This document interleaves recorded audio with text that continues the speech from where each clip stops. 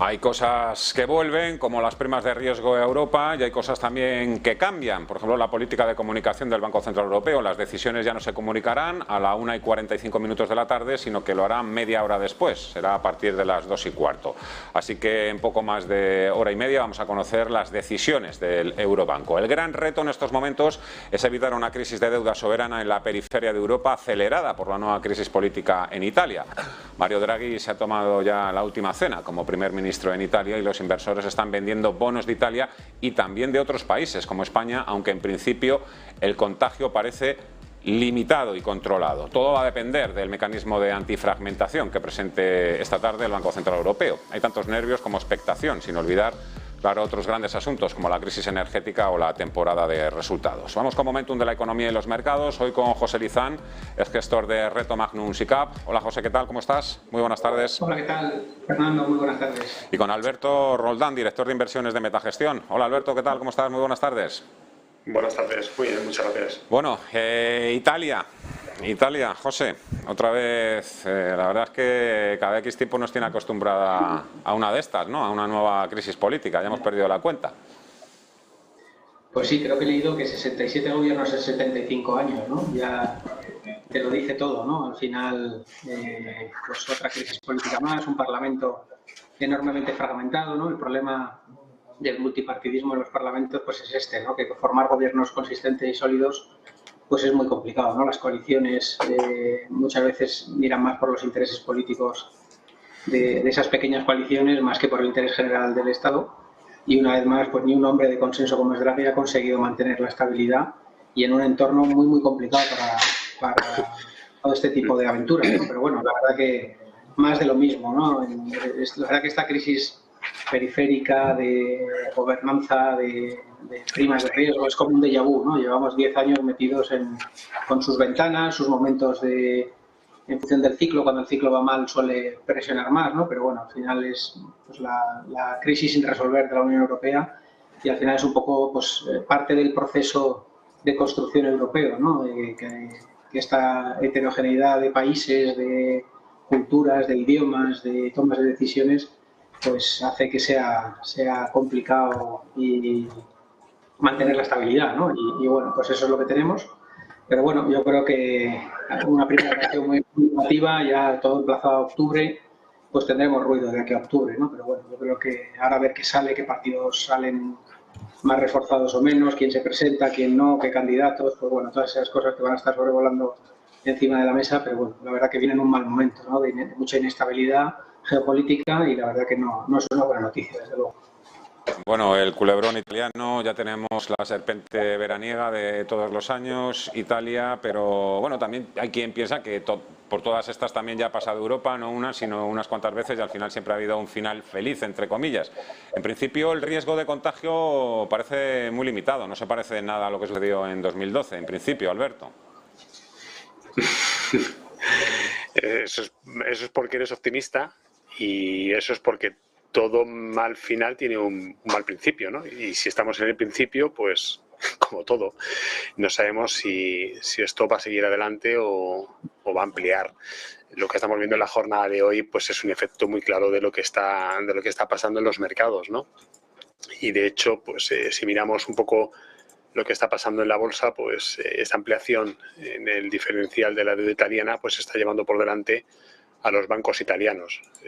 Todo esto ya lo hemos visto en el pasado. Es alguna historia que nos suena, que se ha repetido. Quizá el efecto más dulcificado que estamos viendo en la jornada de hoy y en los amagos que vimos en el mes de junio es precisamente eso, que como ya lo conocemos, pues eso lo damos por bueno como una experiencia para poder intentar anticiparse. Y no es la mejor de las soluciones, no es el camino ideal, ¿no? Yo sigo viendo un entorno muy enrarecido a todos los niveles. Ahora mismo estamos hablando de Italia, pero el año que viene vamos a hablar de esto mismo en España, porque las elecciones no están nada claras y de hecho ya las primeras encuestas apuntan a un cambio de gobierno, ¿no? Pero no a una gobernabilidad del país. Y el inversor lo sabe, porque no es tonto. Evidentemente, entre comprar riesgo en el mundo, pues empieza a descartar, ¿no? Ese grano de la paja. ¿Y qué ocurre? Pues que ahora mismo es poco apetecible tener deuda de un país como es Italia, 155% deuda PIB, o un país como España, 114% deuda PIB. Y con la sensación de que la inflación puede llevar los tipos más arriba y con ello pues el riesgo de mercado todavía mucho más. Esto es lo que hay. Nos guste o no nos guste, pues es una experiencia y un momento de mercado complicado. Y yo insisto, creo que el mercado, lo que estamos viendo en la jornada de hoy, se lo está tomando relativamente bien.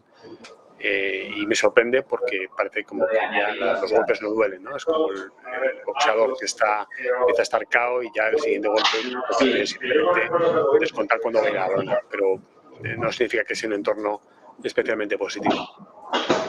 Tomando relativamente bien, con mucha calma, pero claro, todo puede cambiar a partir de las 2:15, cuando la señora Lagarde empiece a dar detalles de ese plan antifragmentación. Alberto. Sí, bueno, a ver qué detalles nos da, porque si algo tenemos claro hasta el momento es que no hay detalle absolutamente de nada. Y además no lo tiene fácil, porque el Banco Central Europeo no es la FED, y el Banco Central Europeo es mucho más ortodoxo. Si el mercado cree que lo correcto es subir 50, pero lleva mucho tiempo cotizando 25, subirá 25. Si sube 25 no va a contentar ni va a gustar. Con lo cual va a tener que hacer un esfuerzo muy grande en la rueda de prensa para convencer que ese mecanismo de fragmentación es el adecuado. Pero tampoco es un mecanismo fácil de entender, porque no estamos hablando de esterilizar el balance del Banco Central, estamos hablando de una mera reinversión de los cupones que vayan venciendo. Se va a utilizar esa reinversión únicamente para y por solventar el problema eventual de la deuda en dos países, Italia y España. Es que son muchos interrogantes, ¿no? Y luego además hay que poner otra vez a trabajar las diferencias de criterio que existen en Europa entre los ortodoxos, que son los alemanes, y los menos ortodoxos, que son los del sur de Europa. Las diferencias de siempre. Bueno, vamos a ver cómo se lo toma el mercado. Parece ser que, tal y como está la sesión hoy, y sin el dolor que pensábamos que podría tener en un principio, no creo que haya mucha sangre, pero es que con Christine Lagarde todo es posible. Vamos a ver. Veremos. La verdad es que, José, lo que daríamos muchos de nosotros, ¿no?, por estar ahora mismo presentes en esa reunión que están manteniendo los banqueros centrales de media Europa. Bueno, no pues tiene sí, que ser fácil, que... eso tiene que ser un auténtico, como la casa de Tocamerroque, ¿no? Un poco una torre de Babel, cada uno un poco defendiendo sus propios intereses. Es verdad que los de Alemania no son los mismos que los de Portugal, ni los de Irlanda son los mismos que los de Austria. Pues claro. Bueno, es que eso es lo difícil, claro, como comentabais, ¿no? Al final el BCE no es la FED, ¿no? La FED es un país único, aunque tiene sus estados y sus gobernadores locales, pero la política monetaria es única, no tienen que contentar a todas las voces, es homogénea para todo el país, y esto pues, es un proceso de construcción europea, ¿no? Estamos construyendo un Estado federal a pasos muy lento, siempre en los momentos de crisis, siempre en los momentos extremos, y lógicamente hacer una política para contentar a todos es muy complicado, ¿no? Y yo creo que esa discordancia, pues al final buscan un punto de equilibrio, pero siempre hay quien sale beneficiado y quien sale perjudicado, ¿no? Yo lo que creo es que al final, si uno se abstrae un poco, cualquier país del mundo o cualquier zona geográfica del mundo que tiene una inflación desbocada muy por encima de sus objetivos y que tiene una divisa depreciada, solo le queda un camino, ¿no? Y todo banco central que hemos visto en el pasado que tenía esa situación, pues el camino es de subidas de tipos, de endurecimiento de política monetaria, de endurecimiento del discurso y de tratar pues de contener esa depreciación de tu divisa y esa inflación vía una política monetaria que te lleva a una ralentización económica, ¿no? Yo no creo que el Banco Central Europeo vaya a ser diferente. Yo creo que el gran peligro que tiene el Banco Central Europeo es la pérdida de credibilidad, ¿no? Christine Lagarde ha dado muchos cambios de pie, muchos cambios de discurso.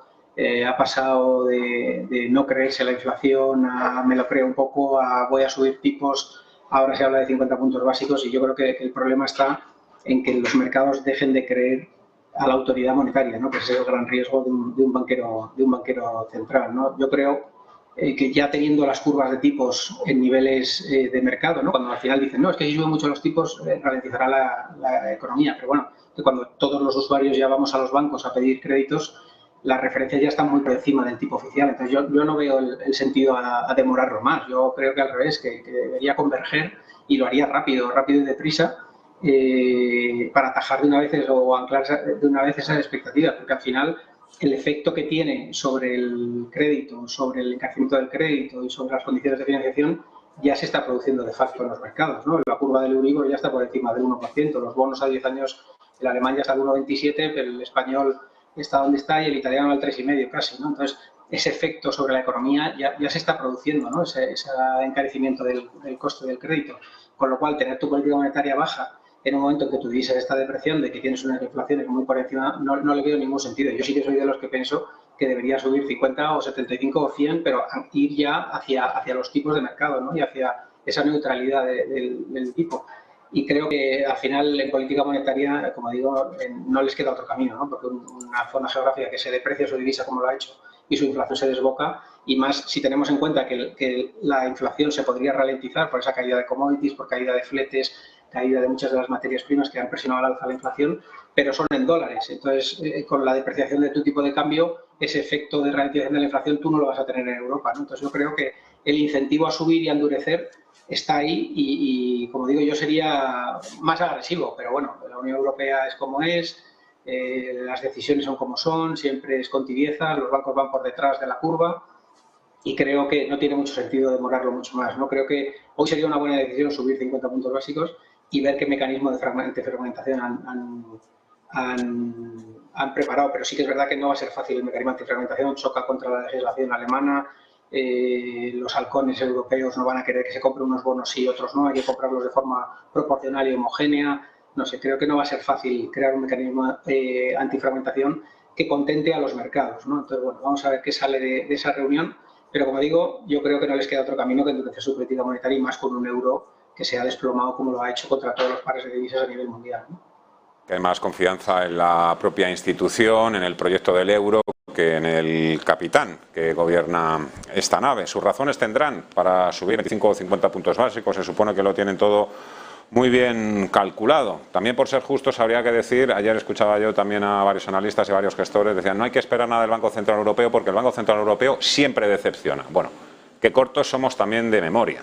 Porque menudos 10 añitos alcistas hemos tenido en las bolsas gracias al Banco Central Europeo, a la Reserva Federal y a la barra de liquidez y al dinero gratis. Evidentemente, de aquellos problemas surgen nuevos problemas como la inflación, pero bueno, a todo el mundo se le olvida también ese manguerazo y esa barra libre que tuvieron los bancos centrales.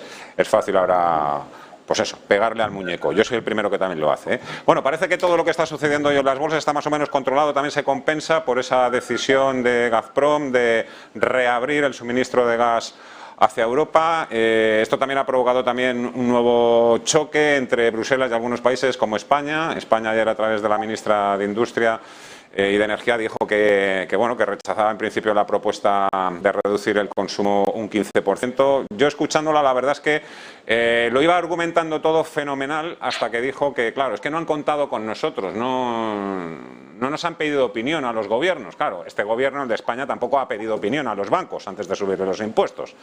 Así que, una por otra. El gas ruso y esta partida de ajedrez, Alberto, ¿por dónde puede...? La verdad es que Putin sabe mover muy bien sus fichas, claro. Todos con la boca abierta, esperando a ver el próximo movimiento, ¿no? Temblando. Claro, pues es que no es un comentario oportunista, es que podemos coger vídeos de entrevistas en el mes de febrero, marzo, abril y mayo y yo seguiría diciendo lo mismo. Lo de Ucrania pues es lo que es y no vamos a hacer ningún comentario para que nadie se sienta dolido. Pero evidentemente el foco está puesto en el impacto derivado de todas las decisiones políticas que se toman en Europa en relación a la crisis sobrevenida que genera una persona con el arma que tiene más relevante, que no es la nuclear, sino que es la energética. Eso está desordenando todo el tablero europeo pues de manera muy acelerada, porque mientras discutimos ahora sobre la conveniencia de subir tipos de interés más o menos, los gobiernos están realmente preocupados, algunos aterrorizados, por pensar que no pueden llenar sus despensas de gas de cara al invierno, ¿no? Y cruzando los dedos para que la climatología sea nuestro aliado, no nuestro enemigo. Y es un tema bastante complejo y complicado. Desde luego, por cada 100 puntos básicos que añada inflación, un repunte del gas en Europa, vamos a detraer 50 puntos básicos de crecimiento y eso va a llevar las expectativas del año en términos reales pues muy por debajo de donde pensábamos a principios de año. Sí, efectivamente, en relación a lo que comentabas, Fernando, a mí es que me asombra, y lo digo en mayúsculas, la capacidad que tienen los gobiernos para decir lo que tienen que hacer o no hacer los ciudadanos. Es que es increíble, ¿no? Decir que ahora hay que rebajar el consumo de gas, ¿no? Que hay que poner los radiadores a un tiempo limitado, los aires acondicionados a unas temperaturas, o sea, es que es un dislate absoluto, ¿no? Este es el socialismo en Europa y esto estamos acostumbrados, con lo cual tampoco hay que hacer ahora un rasgado de vestiduras y pensar que esto es una situación compleja. Es lo que es. Está claro que no se está gestionando nada bien la política energética. España, además, lo que hace es brindis al sol porque lo que tiene es un déficit de infraestructura, no un déficit de gestión y almacenamiento. Podemos tener todo el gas que queramos de Estados Unidos, podemos incluso, no sé, llevarlos a nuestras casas en bolsas o en contenedores, pero es que no podemos transportarlo a ningún sitio más, con lo cual está claro, sí, España tiene menos dependencia de ese gas ruso, pero tiene un problema en que en esa gestión coordinada de la política europea, y de hecho lo que pase en Alemania acaba afectando a España, porque la producción industrial alemana es macrodependiente del gas ruso y esto es lo que hay. Por lo tanto, vuelvo a lo que comentaba al principio, el tablero está muy desordenado y cuando hay desorden hay caos, y cuando hay caos pues es muy difícil saber quién gana y quién pierde. Un gran experto en esta materia, pero claro, si reduces el consumo y sigue habiendo demanda, el precio sube y las empresas que no puedan hacer frente a esa escalada de los precios pues van a dejar de ser competitivas y ahí se va a destruir también tejido empresarial. No sé, José, este tema ¿cómo lo ves tú?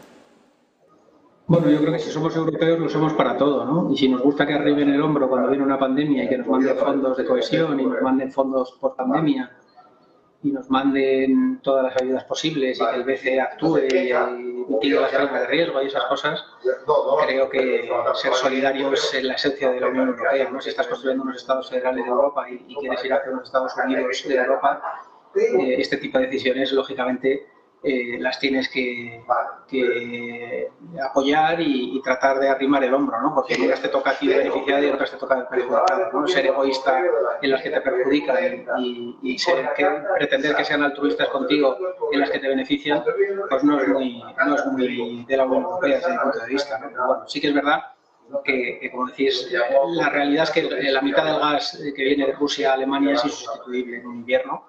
Y yo creo que los cortes de suministro, los cortes de producción o la limitación, pues muy probablemente sea el arma que tenga Putin para presionar. Pero yo creo que la Unión Europea, lógicamente, la primera reacción ha sido muy beligerante contra Rusia, pero se ha abandonado la vía diplomática a todas luces, ¿no? Y la última cumbre de la OTAN, el mensaje fue un total aislamiento de Rusia y abandonar totalmente la vía diplomática y cercenar toda opción de negociación, ¿no? Y la verdad que, desde luego, la Unión Europea, si sigue ese camino, pues nos llevará a cortes de suministro y nos llevará o sea, creo que no tenemos el poder de negociación para esta campaña de invierno.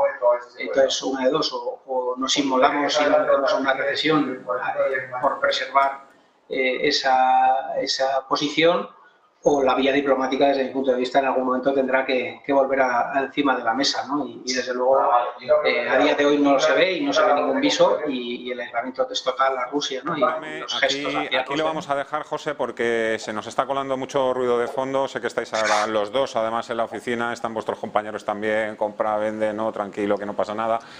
Lo vamos a dejar aquí, porque si no, ya os digo, se hace un poquito insufrible. José Lizán, gestor de Reto Magnum SICAV, y Alberto Roldán, director de inversiones de Metagestión. Muchísimas gracias a los dos, os mando un fuerte abrazo. Que paséis feliz verano. Hasta luego, muy buenas tardes. 12:46, nos quedan todavía los gráficos, vamos a ver por dónde van los bancos, el euro, el MIB italiano, el IBEX 35. Hablamos enseguida de ello con José Luis Herrera de Banco Big y con Carlos Aguirre de iBroker.